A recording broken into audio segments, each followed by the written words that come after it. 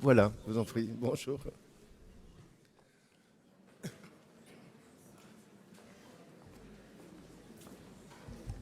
Tiens. Il y a encore des affaires.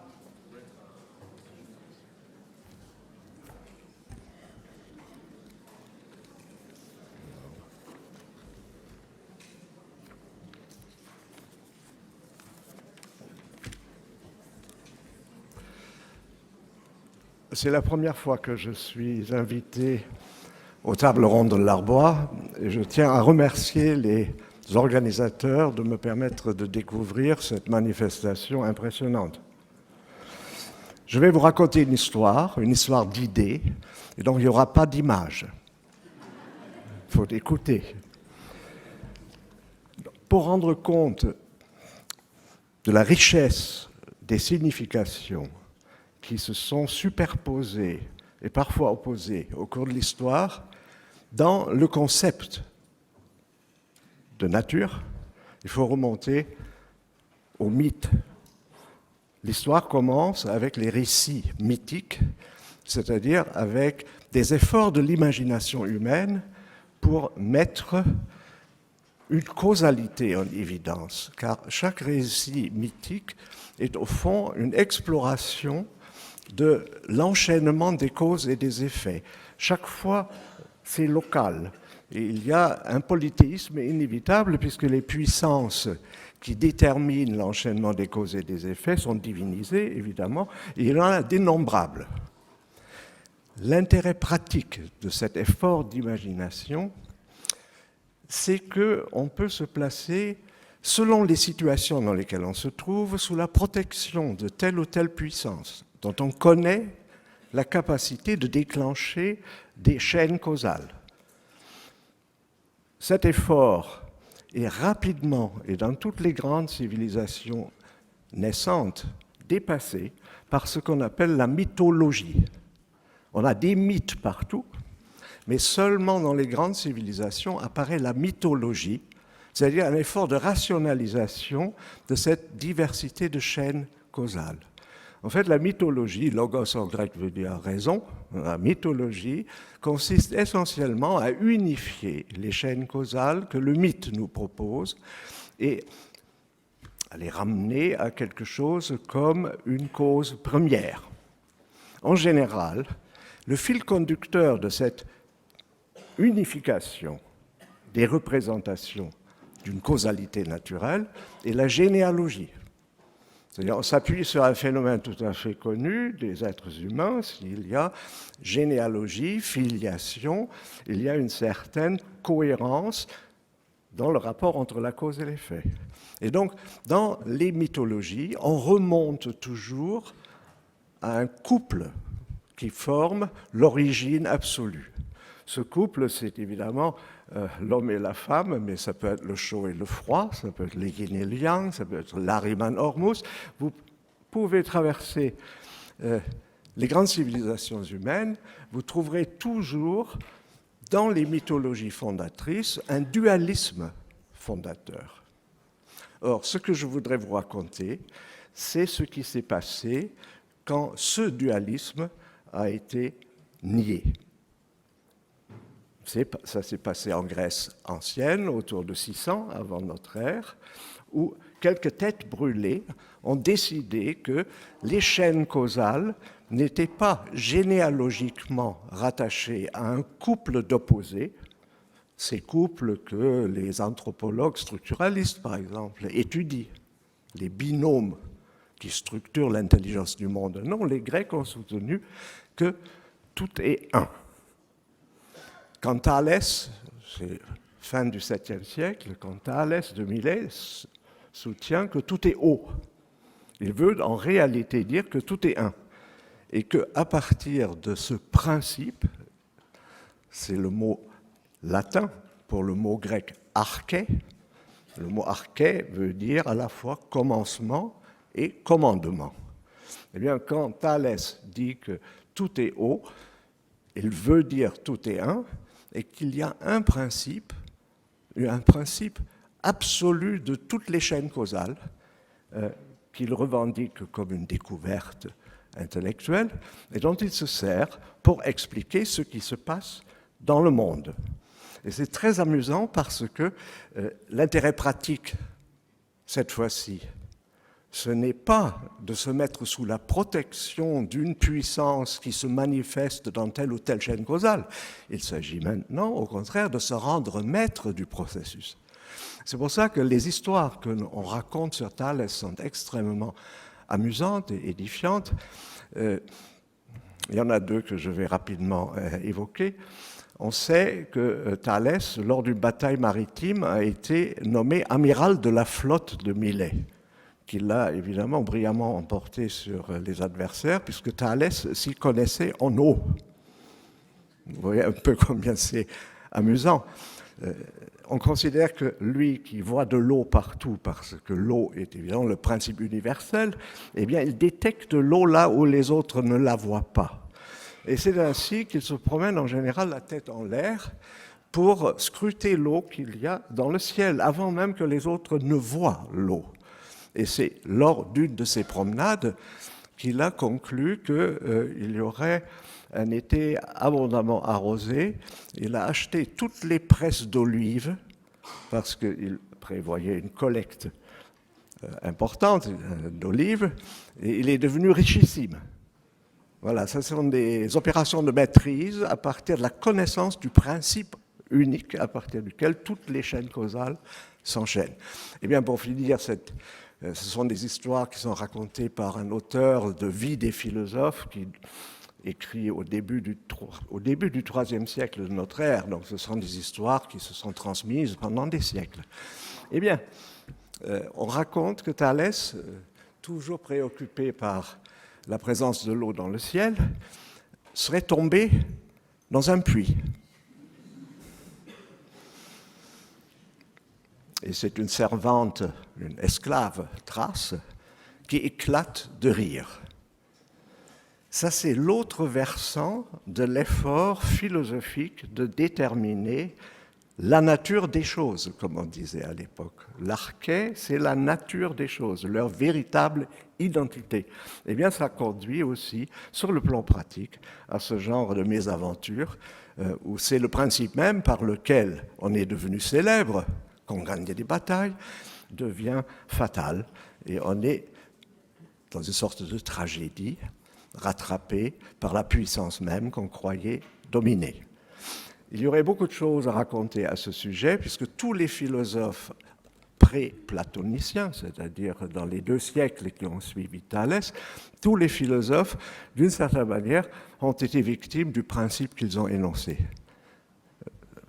Héraclite, par exemple, on raconte, puisque tout ça, c'est évidemment pas historique au sens des faits, mais c'est historique au sens de la signification qu'on accorde aux choses. Héraclite, à la fin de sa vie, se serait enseveli dans un tas de fumier. Alors, on ne peut pas bien comprendre pourquoi, si on ne sait pas que le principe héraclitéen, c'est le feu. Et le fumier est chaud. Et donc il finit par mourir là où il a l'élément qu'il avait utilisé pour expliquer toute chose, etc. Et on raconte qu'il était aux toilettes et qu'il soutenait qu'ici aussi il y a des dieux. Pourquoi ? Parce que son principe, la chaleur, était présente dans les lieux d'aisance, etc., etc.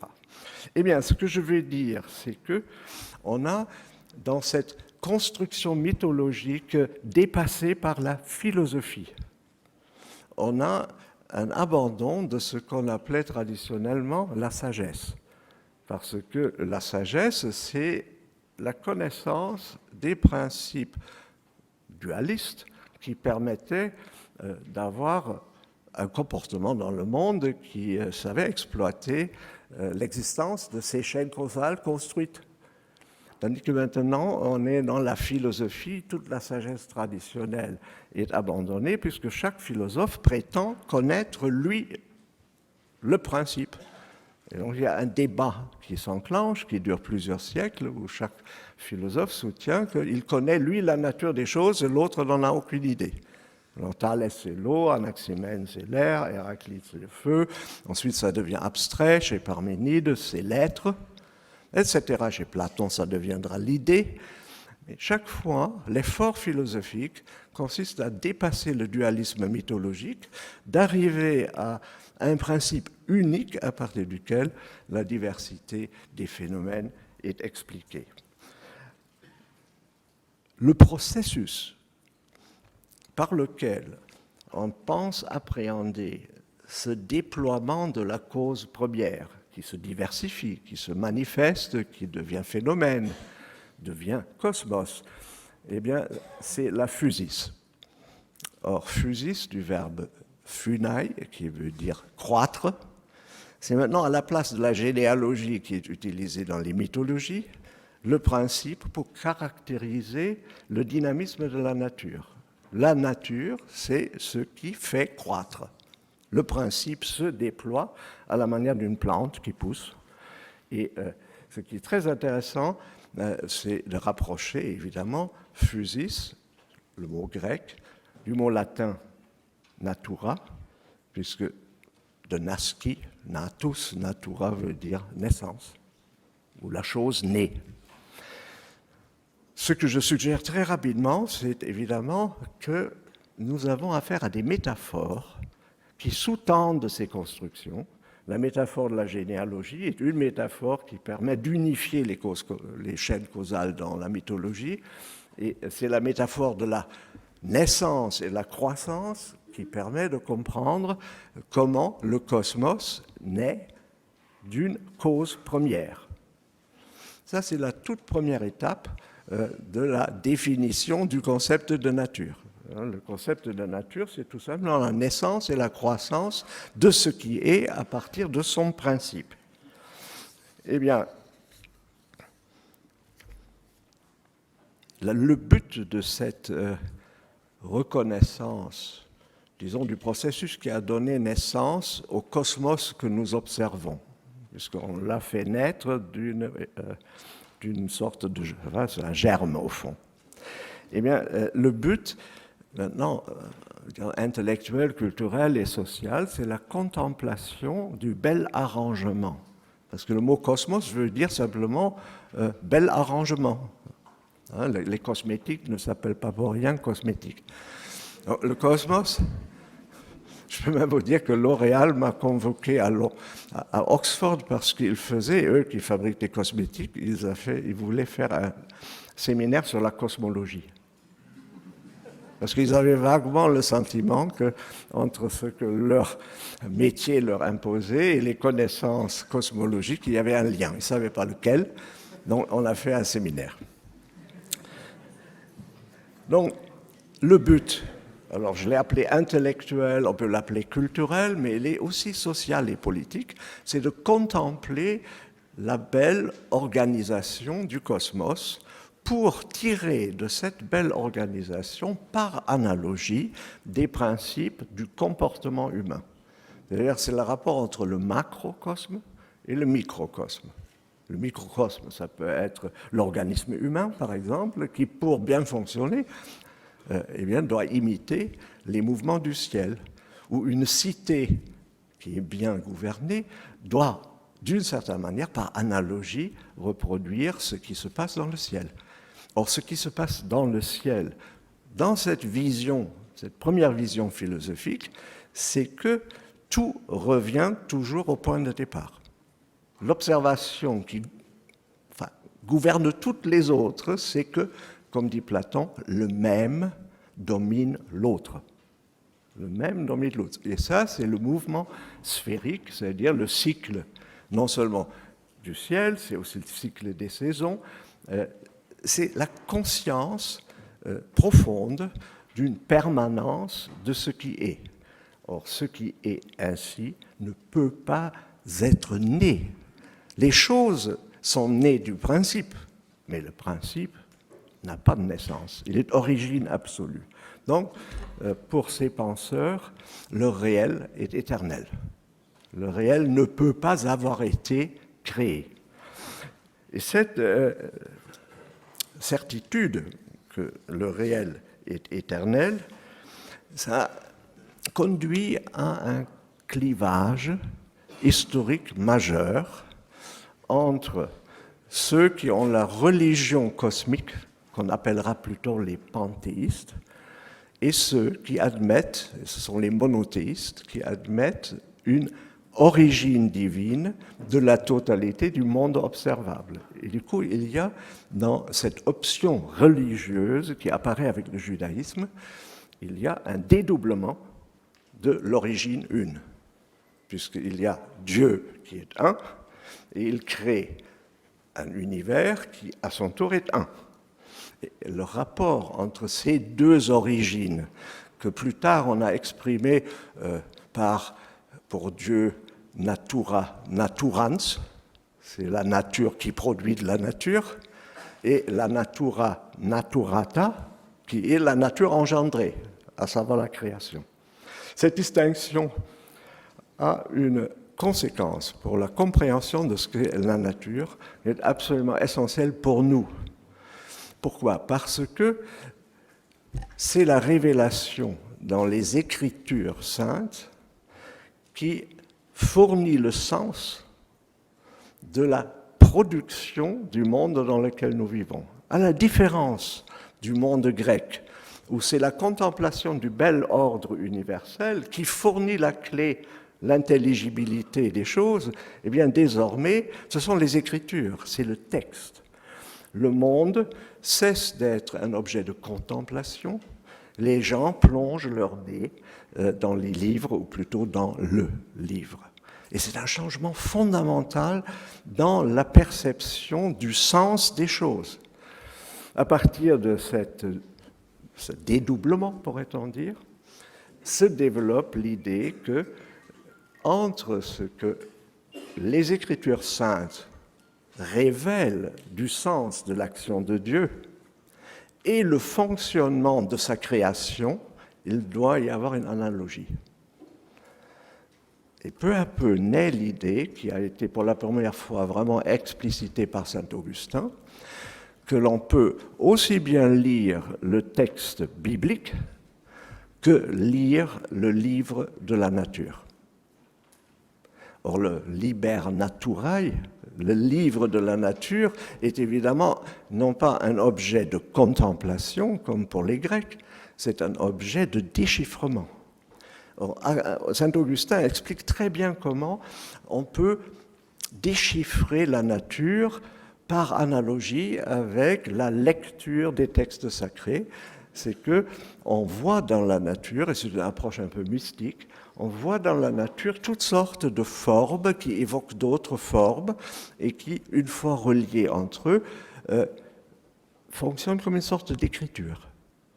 C'est comme si maintenant on lisait la nature phénoménale, la nature qui est le monde, comme un texte.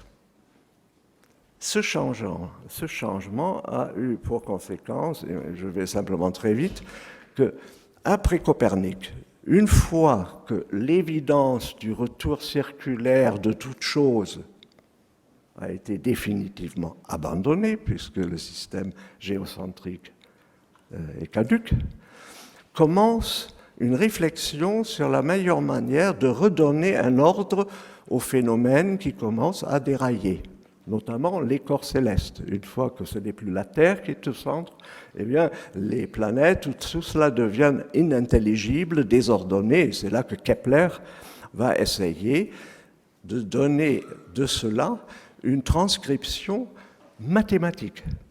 Or, les mathématiques de Kepler ne sont pas encore l'algèbre moderne, ce sont des mathématiques un peu géométriques avec des implications symboliques.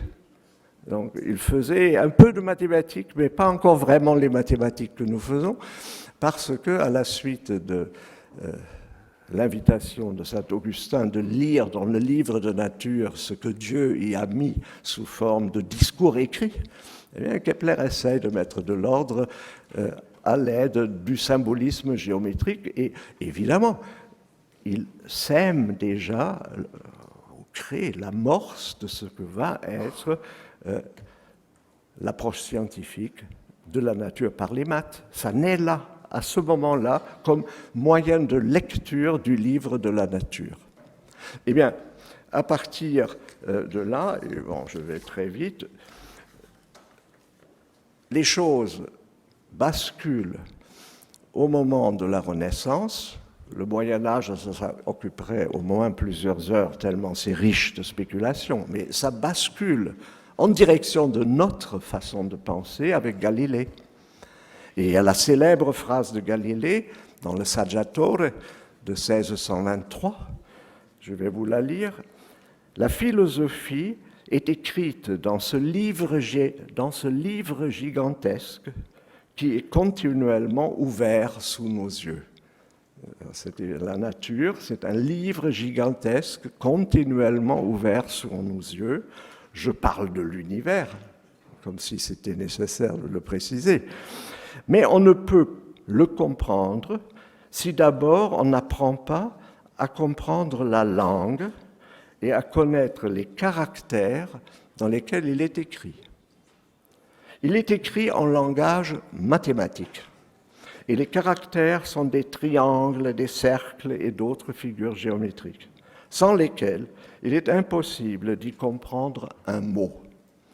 Dépourvu de ces moyens, on erre vainement dans un labyrinthe obscur. Ça, c'est le début de la science moderne de la nature. Vous avez remarqué qu'il y a un basculement, je l'ai dit ainsi, d'une science ancienne, qui est la science de la contemplation d'un ordre immuable dont on peut constamment aussi reconstruire les transformations comme étant autant de naissance et de croissance à partir d'un principe qui, lui, n'est jamais mis en cause, lui, n'est jamais menacé par quelque néant que ce soit. Et puis avec les monothéismes juifs, et les chrétiens ont joué un rôle majeur dans cette affaire, en reprenant l'idée à travers l'incorporatio Christi, le fait que Dieu est présent dans le monde, eh bien, ils ont eu un argument majeur pour dire que la création devait contenir des traces de l'éternel. Hein, parce que le Christ s'est fait homme. Bon, je vais vous raconter quelque chose qui illustre ça, je n'y ai pas pensé, ça me vient. Au XIIIe siècle, il y a eu un conflit tout à fait violent entre les nobles d'un comté d'Angleterre du Sud, de Leicester, qui voulaient renégocier les contrats de fermage qui les liaient à l'archevêque du coin sous prétexte qu'il était mort.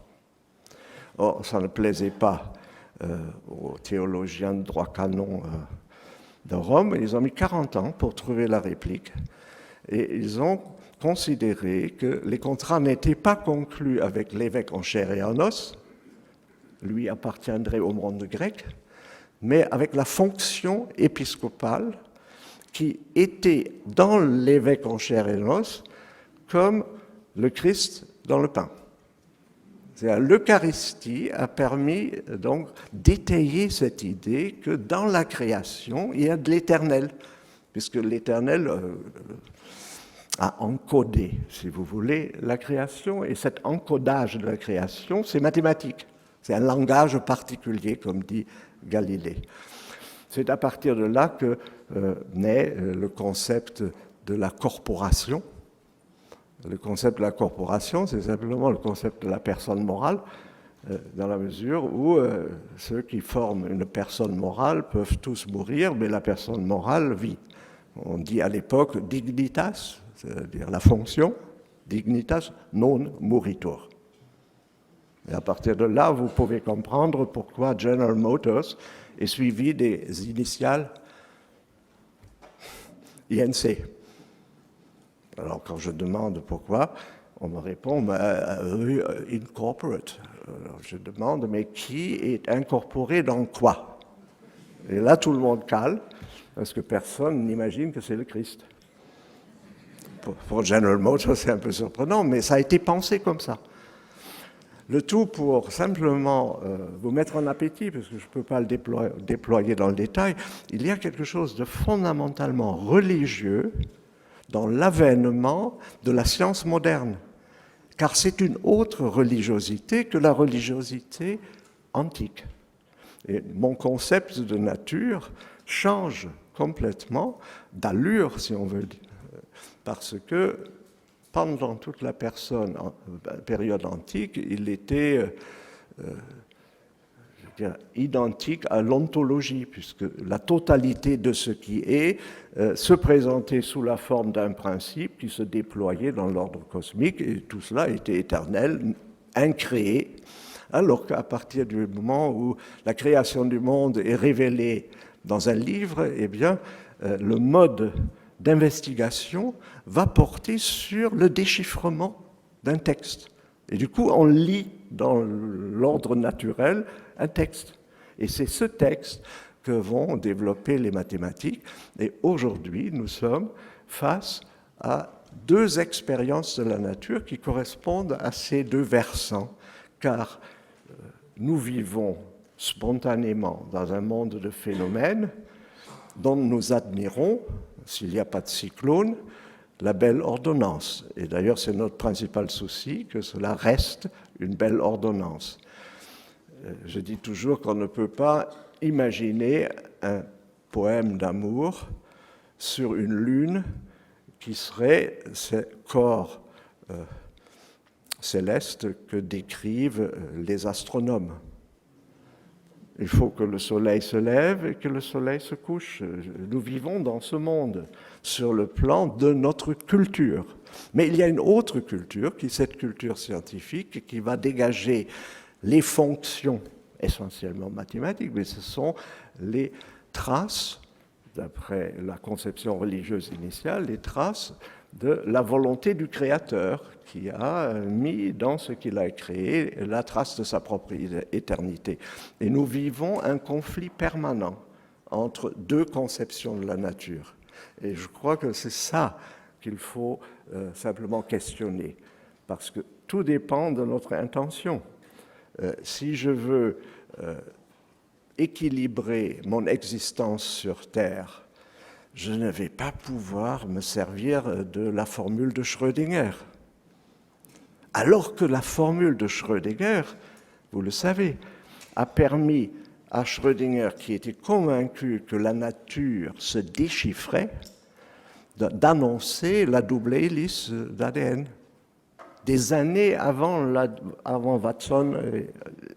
Pourquoi ? Parce qu'il partait du principe que la nature est codée et que le code de la nature, eh bien, il est exprimé par les mathématiques, mais c'est essentiellement de l'ordre du langage codé. C'est là que le texte de la révélation écrite, eh bien, le texte de la création à déchiffrer coïncide. Et le grand prix Nobel Pauli, ça vous dit peut-être quelque chose, un prix Nobel de physique, a laissé, après sa mort, un mot disant qu'il avait eu l'idée qui lui a valu le prix Nobel en lisant le Zohar, c'est-à-dire le livre de mystique juive. Ça mériterait qu'on regarde de près, mais en le disant comme ça, en passant, je vous signale que Pauli partait du principe que c'est une combinaison mathématique, le jeu des lettres assimilées à des nombres, qui caractérise la mystique juive. C'est cela qui l'a mis sur le chemin de ses découvertes, qui lui ont valu le prix Nobel. Donc ça, c'est l'autre monde, le monde du CERN, le monde du boson de Higgs, etc. Ce sont de merveilleuses découvertes, mais elles ne nous aident pas à vivre. Mais elles nous aident peut-être à survivre. Et éventuellement, elles nous seront fatales.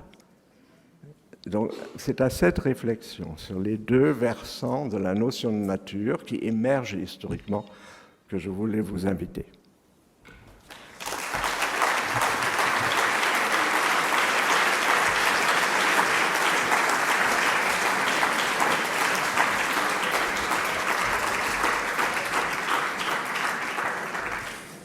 Merci beaucoup, Hein Viessmann. Moi, je vous invite à rejoindre le petit espace où on peut répondre aux questions. Alors, je vous ai promu tout à l'heure membre de l'Académie d'agriculture. Je pense que c'était sous l'influence de Marcel Mazoyer, qui voulait peut-être vous faire cet honneur de rejoindre l'Académie d'agriculture. Je m'en excuse, ce n'est pas encore le cas. Ah ben, Alors, oui, je vous en prie. non, mais je profite parce que je vais vous raconter pourquoi, moi, berlinois de naissance, citadin invétéré, je suis à l'Académie d'agriculture de France. Ça vaut le coup. Voilà. C'était en 1977, je pense, qu'il y avait, lors de la convention annuelle du génie rural, un problème qui s'appelait Agenda Alpes 2000, préservation des sites naturels. Or, tous ces X-Mines, etc., qui fourmillent dans le génie rural, qui s'occupent d'aménagement du territoire, avaient en tête l'idée cartésienne que la nature, c'était une chose rationnellement identifiable et invariable. Et ils se heurtaient à la perception de la nature des voisins, c'est-à-dire les calvinistes suisses, les catholiques autrichiens et puis les luthériens allemands. Ils avaient tous une autre manière d'aborder la préservation des sites naturels. Je n'entre pas dans le détail, mais j'ai expliqué à cette assemblée que la nature est aussi un concept culturel. Ce que je vous ai raconté tout à l'heure, c'est l'histoire culturelle du concept de la nature. Et donc, les religions, les confessions ont une influence majeure. Et pendant que j'expliquais ça et qu'il y avait un remous dans la salle, évidemment, Madame la ministre, c'était Corinne Lepage à l'époque, s'est tournée vers son voisin de gauche, qui était l'éminent biologiste Caudron, secrétaire perpétuel de l'Académie, et on lui a dit, j'ai entendu ça, elle lui a dit, vous avez ça à l'Académie?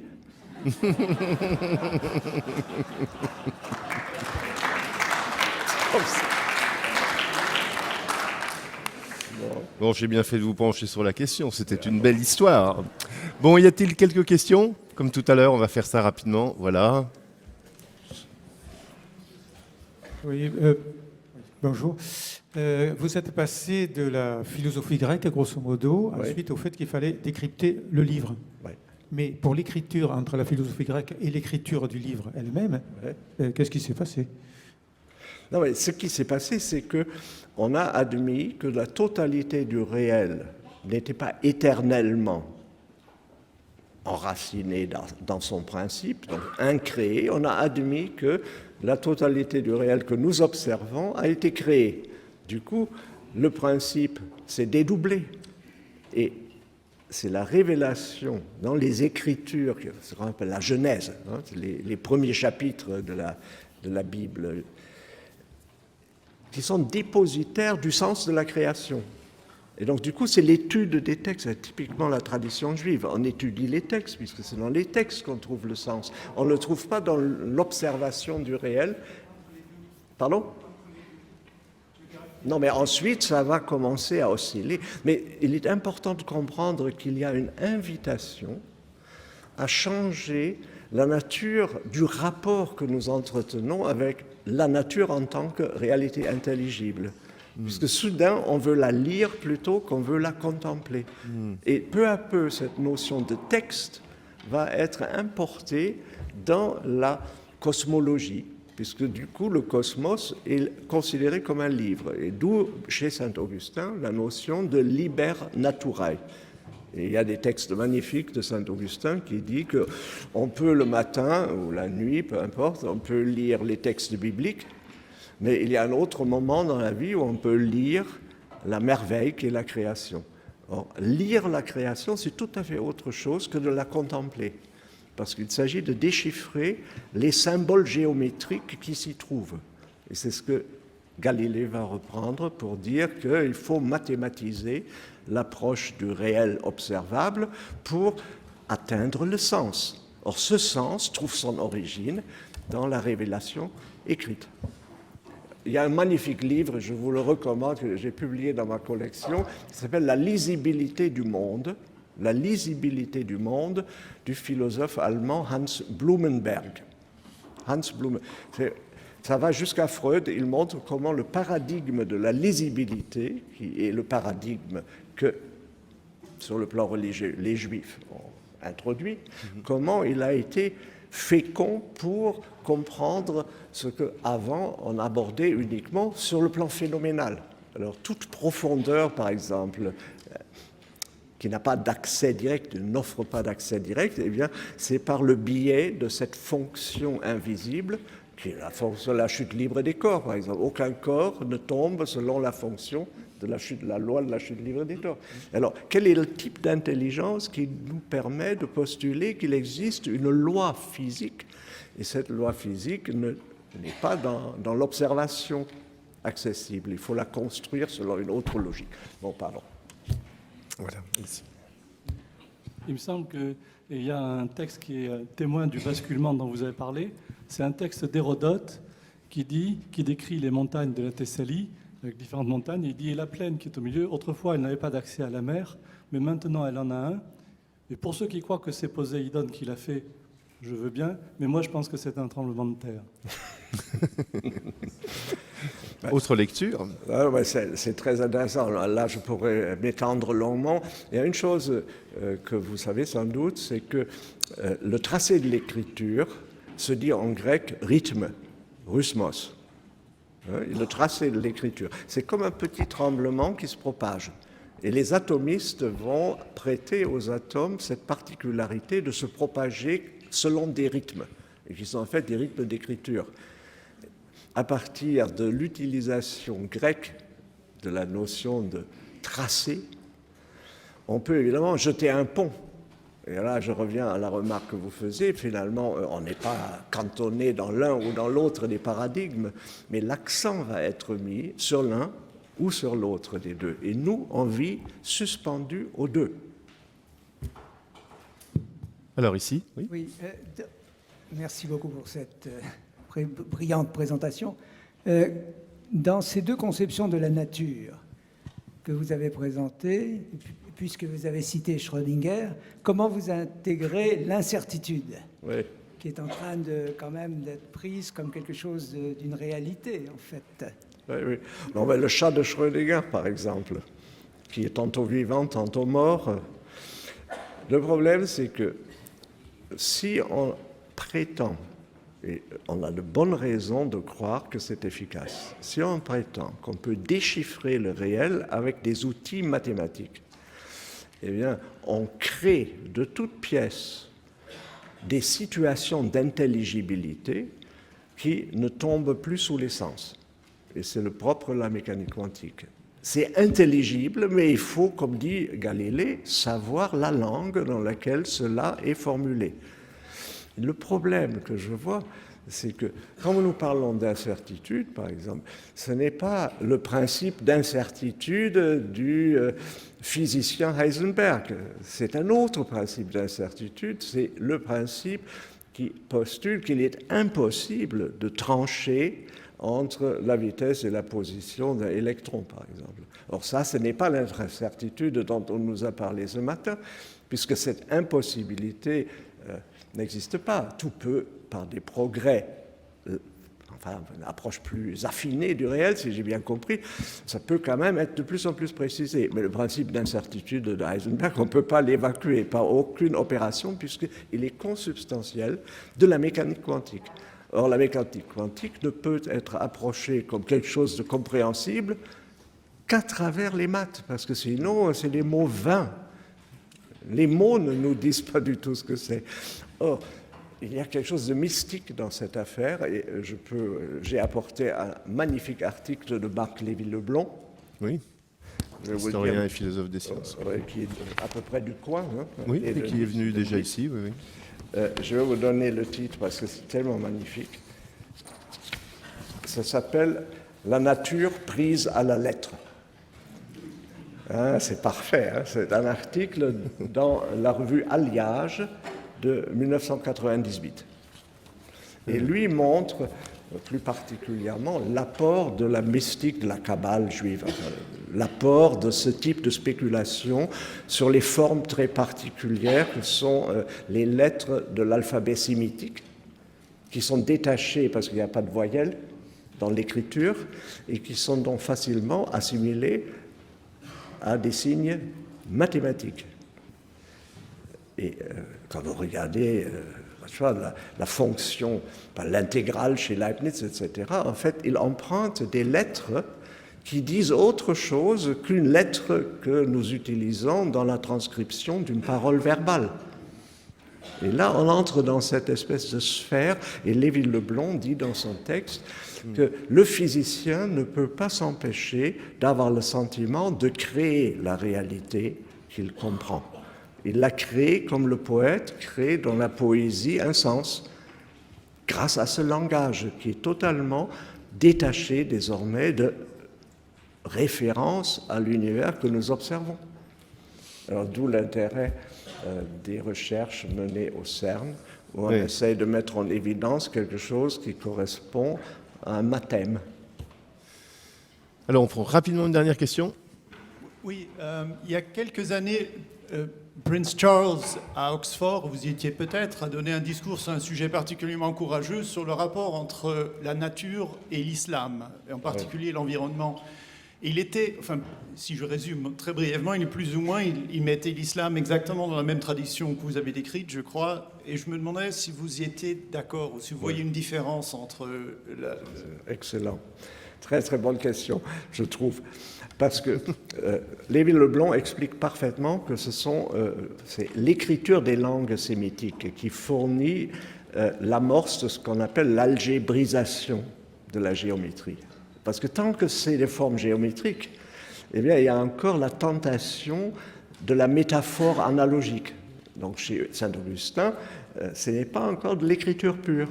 Mais grâce à la transmission des textes grecs et des textes de la tradition islamique vers le Moyen-Âge dans des écritures qui n'ont pas de voyelles et qui permettent donc une forme de spéculation qui ressemble à l'algèbre, eh bien, se met en place cette mathématisation du réel. Donc là, l'islam, enfin, les savants, probablement pas les imams, a sa part dans le progrès de la science.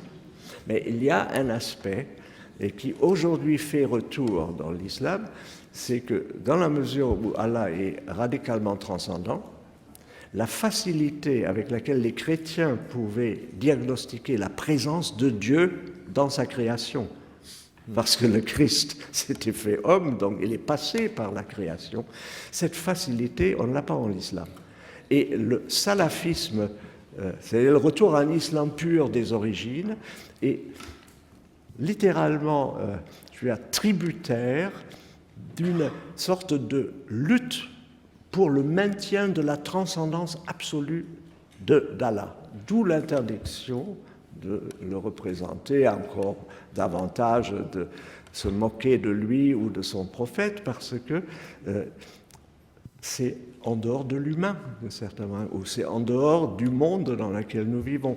Ça a une sorte de radicalité très belle, d'une certaine manière, mais elle est incompatible avec ce que pourtant l'islam a favorisé par l'écriture sémitique, à savoir la production d'un discours sur les structures fonctionnelles qui se cachent dans la réalité qui nous entoure et que nous observons.